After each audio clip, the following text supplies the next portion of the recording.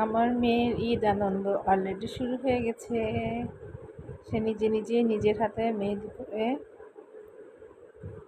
তো কেমন হচ্ছে আপনারা একটু বলেন তো ওর আর্টটা, মেহেদি আর্ট। ও আজকে এক হাতে দিবে, কালকে এক হাতে দিবে, তাই না মাম্মা? হ্যাঁ, কারণ কালকে ২ হাতে দিতে গেলে সময় থাকবে না, যেহেতু কালকে ৪ রাতে আমরা বাড়ি যাব, সময় থাকবে না বেশি, সেজন্য আজকে এক হাতে দেবো, কালকে এক হাতে দেবো। তাই? আর আমাকে দিয়ে দিবে না? হ্যাঁ, তোমার জন্য একটা আছে টিক্কা, যেগুলো ছোটগুলো, ওগুলা দিয়ে আচ্ছা। আমারটা শেষ হলো। আহ, আচ্ছা, মেয়ে হলে আসলে ভাগ্যবান, তাই না?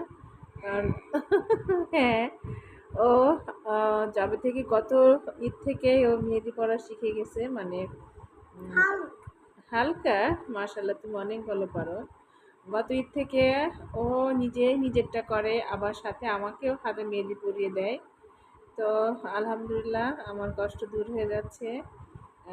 ও ও আজকে যেহেতু ২ হাতে মেহেদি পরবে, আজকে ও এক হাতে করতেছে।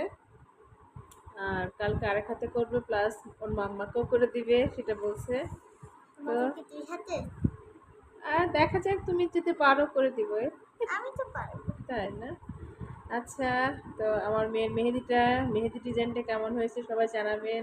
আর আস্তে আস্তে শিখে যাবে, তাই না? আমি চেষ্টা করি ওদের নিজেরাই নিজেরটা শিখুক। আস্তে আস্তে ভালো হবে, তাই না? করতে করতে সব কিছু ভালো হয়। তো ঠিক আছে, সবাই দোয়া করবেন আমার মেয়ের জন্য। ঈদ মুবারক। ঈদ মোবারক।